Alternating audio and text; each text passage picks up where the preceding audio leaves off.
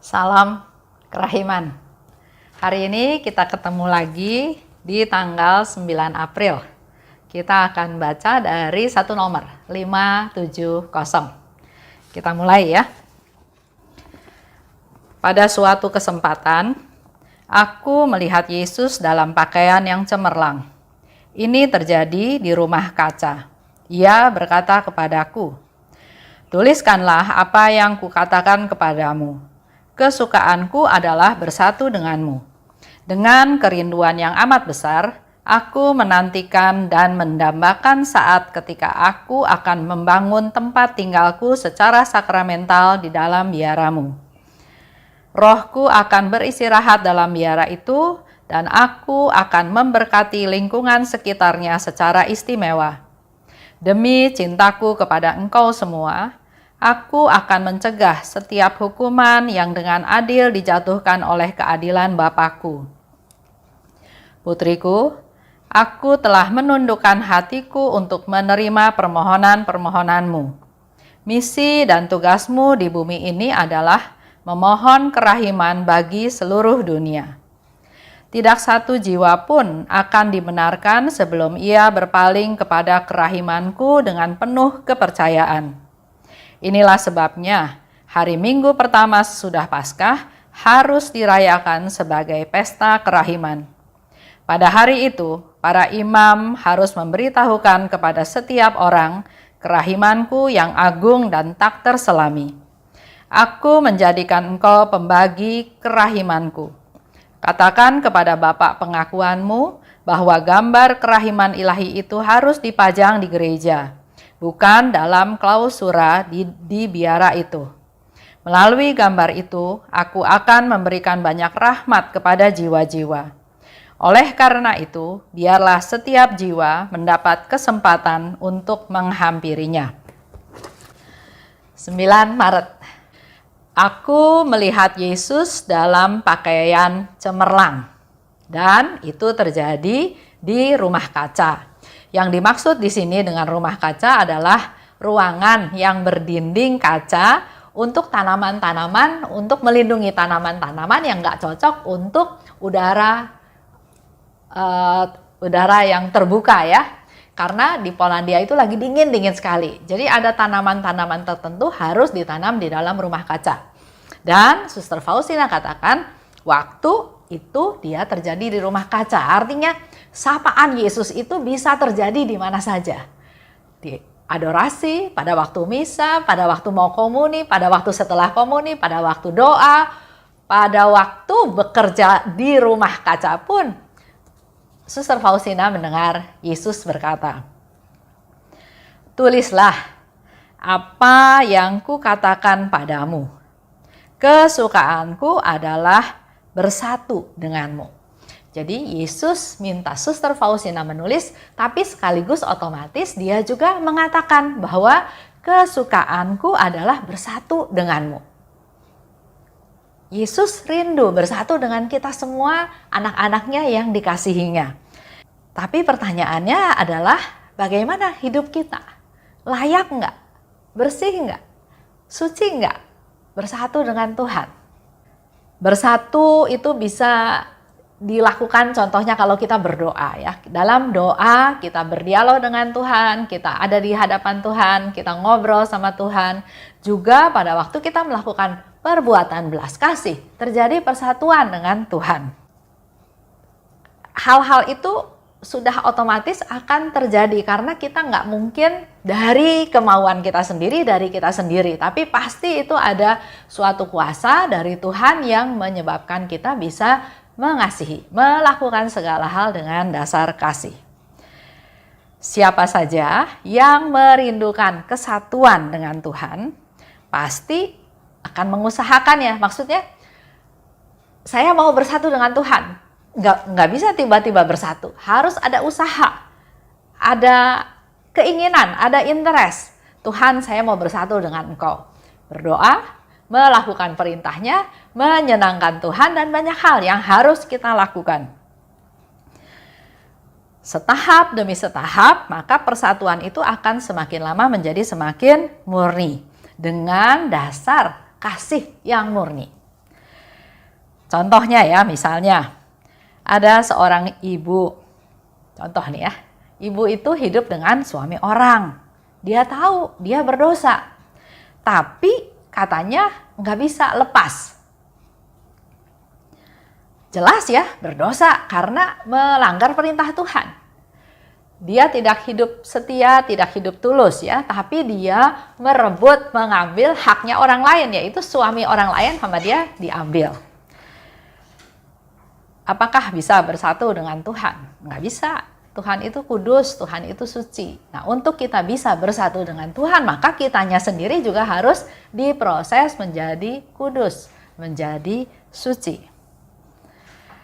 Perlu mengusahakan terus-menerus. Kalau contoh tadi ibu tadi, ya saya nggak tahu persis ya permasalahannya seperti apa, tapi pikiran sederhana saya adalah saya lebih mengutamakan Tuhan daripada hidup jasmani. Dalam arti saya bisa hidup dengan suami orang, saya bisa rebut suami orang, saya jadi menang, si istri itu jadi kalah. Nah, pertimbangannya apa saya nggak tahu. Tapi buat saya yang penting adalah hidup benar di hadapan Tuhan. Dan memang untuk bisa hidup benar itu perlu perjuangan, perlu pengorbanan. Nggak bisa semuanya mau ya. Jadi kita harus pilih karena Tuhan memberikan kehendak bebas untuk memilih dan setiap pilihan itu ada konsekuensinya. Kalau konsekuensinya saya mau, kalau tujuannya saya mau bersatu dengan Tuhan, maka saya harus berani melepaskan hal-hal yang membuat saya tidak bersatu dengan Tuhan. Dengan kerinduan yang besar, aku mendambakan dan menantikan saatnya aku akan tinggal secara sakramental di dalam biaramu. Itu yang dikatakan oleh Yesus kepada Suster Faustina. Dia secara sakramental ya, berarti dia, Yesus mau terkurung di dalam tabernakel berupa hosti. Hosti yang sederhana, kecil ya. Dan otomatis dia menunggu kita datang, sama seperti di ruang adorasi. Ada pentahtaan sakramen Maha Kudus, Yesus dalam tanda kutip menunggu kita datang. Dia rela di penjara, dikurung dalam tabernakel, dalam rupa hosti untuk menunggu kedatangan kita. Orang-orang yang datang mau memperoleh rahmat dari Tuhan. Yesus rindu hadir di tengah-tengah manusia biasa. Asal di situ diusahakan kasih. Jadi kalau kita mau mengharapkan kehadiran Tuhan di dalam hati kita, di dalam rumah kita, di dalam kehidupan kita, dasarnya adalah kita harus mengusahakan kasih. Yesus bisa hadir, Yesus datang karena Yesus adalah kasih. Kalau ada keributan, nggak damai, cekcok ya, ini semua adalah sebetulnya cara terbaik untuk mengusir Tuhan dalam tanda kutip, tapi justru mengundang si jahat datang. Jadi buat Bapak Ibu ya tahu dengan sangat jelas, ini sangat simpel penjelasannya. Kalau Bapak Ibu mau mengharapkan Tuhan datang, lakukan segala sesuatu dengan dasar kasih. Tuhan akan datang karena Tuhan adalah kasih. Tapi sebaliknya, kalau di dalam rumah ada kecemburuan, ada kemarahan, ada dendam, ada keributan, ada kekacauan, tanpa kita sadari kita sedang mengundang si jahat masuk ke dalam kehidupan kita. Kasih membuat semuanya menjadi indah. Dengan dasar kasih, maka ada ketenangan. Dan yang Yesus cari yaitu suasana yang tenang untuk dia istirahat. Rohku akan beristirahat dalam biara itu. Itu yang dikatakan oleh Yesus. Rohku akan beristirahat. Sama seperti kita juga misalnya mengundang orang tua kita datang ke rumah. Kalau rumahnya kacau balau ribut, apakah ada damai buat si orang tua itu? Nggak ada. Dia mencari damai, tenang, suasana nyaman, tidak ada keributan. Itu yang harus kita ciptakan, itu yang harus kita usahakan. Nah, sering kita nggak sadar, itulah yang kita lakukan. Berantem, cekcok, debat, kacau rumahnya. Sehingga banyak anak-anak juga yang akhirnya melarikan diri dari rumah. broken home. Dia carilah kehidupan-kehidupan yang menurut dia lebih nyaman, lebih enak di luar rumah. Tapi akibatnya hidup dia makin rusak. Kalau diteliti lagi, salah satu penyebabnya ya mungkin karena orang tua yang egois. Ya, yang egois. Tadi hari ini saya dengar seorang Romo dalam homilinya ya, dia katakan kasih itu lawan katanya bukan benci. Kasih itu lawan katanya adalah egois. Karena dengan keegoisan kita berusaha memikirkan kepentingan sendiri aja, maka tidak ada kasih. Kasih itulah memberi. Orang lain lebih penting, mengutamakan orang lain. Nah, pada saat kita mengutamakan hal tersebut, pasti yang terjadi di dalam hidup Bapak Ibu adalah ada damai, ada kasih. Secara istimewa, Yesus katakan, aku akan memberkati daerah sekitar biara itu berdiri. Jadi selain Yesus hadir dalam biara tersebut, tapi dia juga akan memberkati sekitar. Sama juga seperti kalau rumah kita ketempatan untuk berdoa. Untuk berdoa koronka, untuk perayaan Ekaristi, untuk hal-hal yang sifatnya rohani, Tuhan akan memberkati rumah tersebut juga sekelilingnya. Di mana ada cinta kasih, di situ ada Allah. Jadi kalau biara itu penuh dengan cinta kasih, maka pasti Tuhan ada di dalamnya. Dan otomatis juga ada di sekitarnya. Sehingga kita juga diminta sebagai devosan kerahiman, bukan hanya untuk diri sendiri, tapi biar sinar-sinar kerahiman yang memancar dari hati Yesus menembus kita, hidup kita, untuk kita juga pancarkan kepada orang-orang yang ada di sekitar kita. Demi kasihku kepadamu semua, aku akan menghalau setiap hukuman yang dengan adil dijatuhkan oleh keadilan Bapakku. Yesus memberikan lagi satu janji, bahwa dia akan menghalau hukuman-hukuman yang adil yang dijatuhkan oleh keadilan Bapakku. Manusia berdosa, ya pasti ada akibatnya. Kayak kita bersalah, pasti ada hukumannya. Ada hukuman ya. Tapi Tuhan selalu mau menyelamatkan manusia yang bertobat.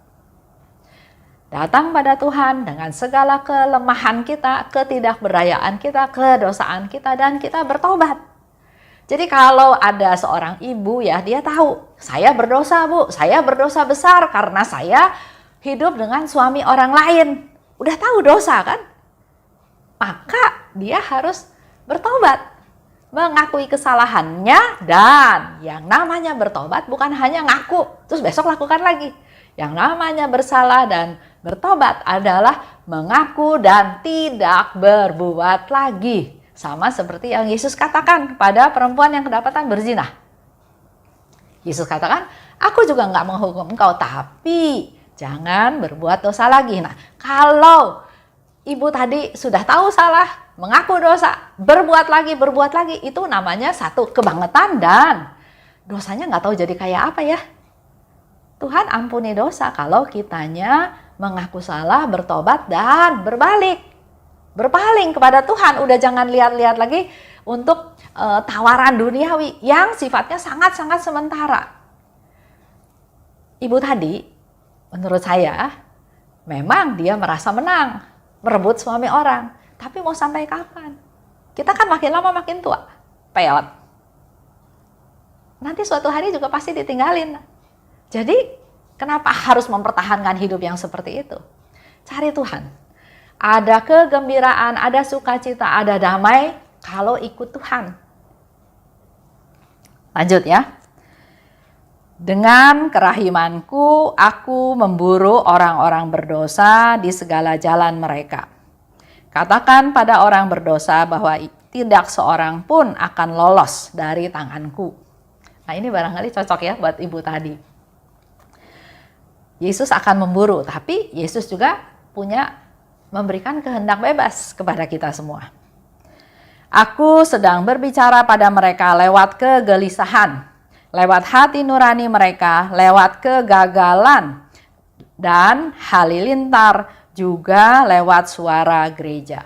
Yesus selalu berusaha membuat jiwa-jiwa yang berdosa itu tahu dia salah dan bertobat. Dan Yesus bisa pakai cara apapun.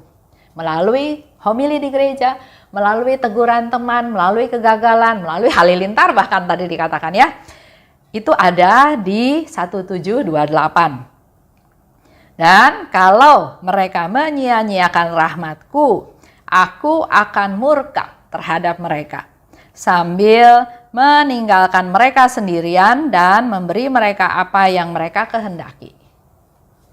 Tuhan suatu hari akan meninggalkan mereka. Jadi kalau sekarang masih ada kesempatan, ada kesadaran, sadarlah. Jangan berbuat dosa lagi. Yesus katakan lebih lanjut, putriku, aku telah menundukkan hatiku untuk menerima permohonan-permohonanmu. Yesus dengan rendah hati, dengan penuh kemurahan, menundukkan hatiku untuk menerima permohonan-permohonanmu. Dan misi dan tugasmu di bumi adalah memohon kerahiman bagi seluruh dunia. Itu menjadi misi dan tugas kita semua di dunia. Mohon kerahiman Tuhan untuk seluruh dunia. Ya, jadi devosi kerahiman bukan devosi yang eksklusif ya, yang hanya devosan saja. Tapi ini tujuannya mencakup seluruh dunia. Setiap doa yang baik, misalnya mohon kerahiman Tuhan, supaya Tuhan bermurah hati, pasti dikabulkan Tuhan. Doa yang mohon pertobatan, doa mohon keselamatan jiwa untuk orang-orang lain, itu juga pasti dikabulkan Tuhan karena itu doa yang baik. Tidak satu jiwa pun akan dibenarkan sebelum ia berpaling kepada kerahimanku dengan penuh keyakinan. Yesus berpesan, ya, pesannya adalah tidak satu jiwa pun akan dibenarkan sebelum ia berpaling kepada kerahimanku. Bukan hanya paling terus sudah, tapi dengan penuh keyakinan, dengan sungguh-sungguh. Syarat keselamatan adalah berpaling pada Tuhan. Percaya penuh akan kerahimannya. Semua orang punya benih baik. Semua orang punya benih belas kasihan dan semua orang punya kemurahan hati. Sekarang tinggal kita mau buka enggak benih-benih tersebut atau kita pendem biar mati aja. Tuhan memberikan kita benih-benih tersebut.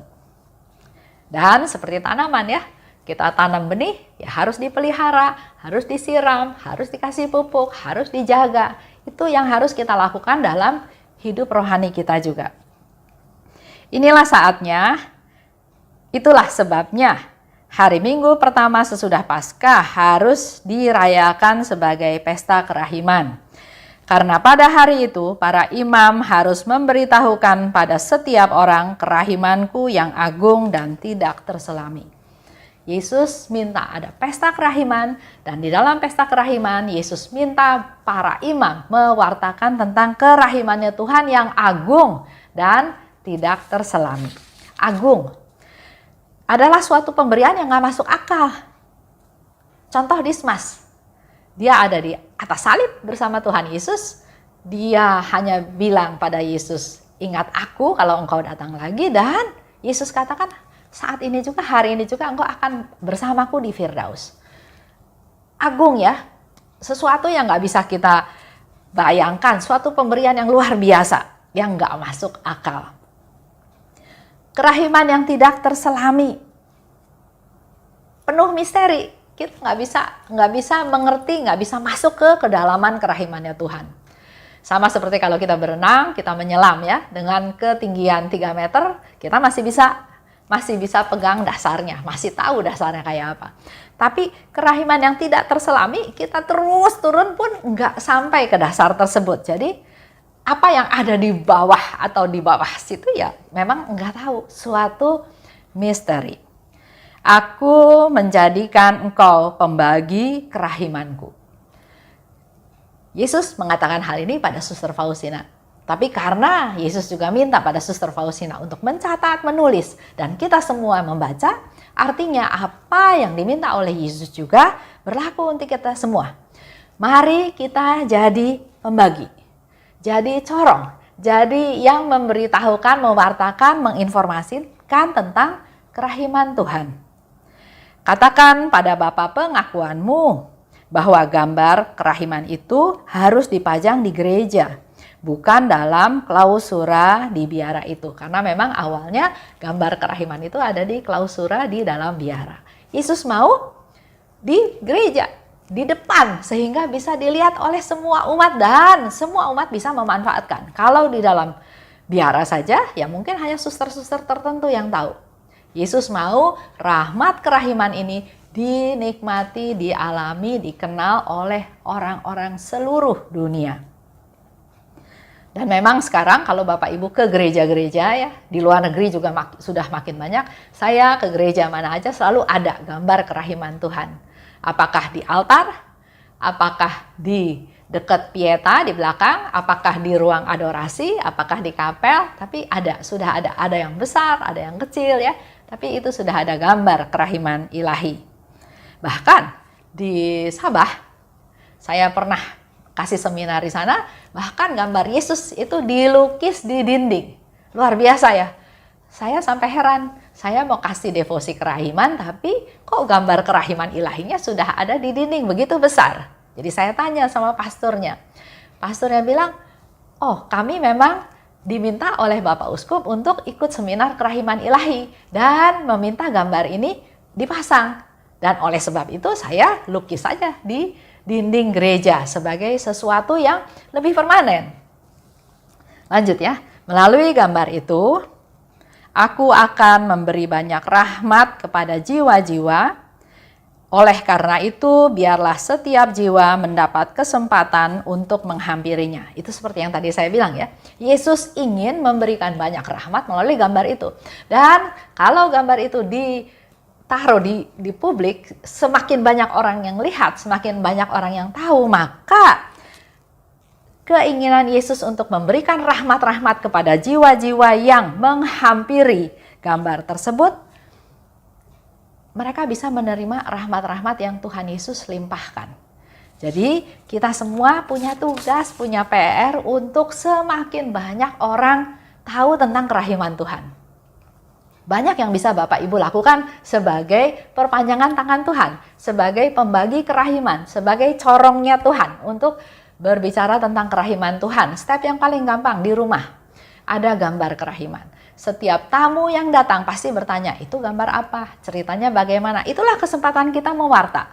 Atau kita membagi-bagikan gambar kerahiman. Kita bikin gambar kecil-kecil, ada pertemuan dalam lingkungan, atau ketemu teman, atau kunjungan orang sakit, atau banyak hal ya. Kita bisa memberikan gambar tersebut sebagai awal dari pewartaan kerahiman. Karena memang Yesus katakan melalui gambar ini dia ingin banyak memberi rahmat kepada jiwa-jiwa yang menghampiri kerahiman Tuhan. Itu aja untuk hari ini. Terima kasih. Salam kerahiman.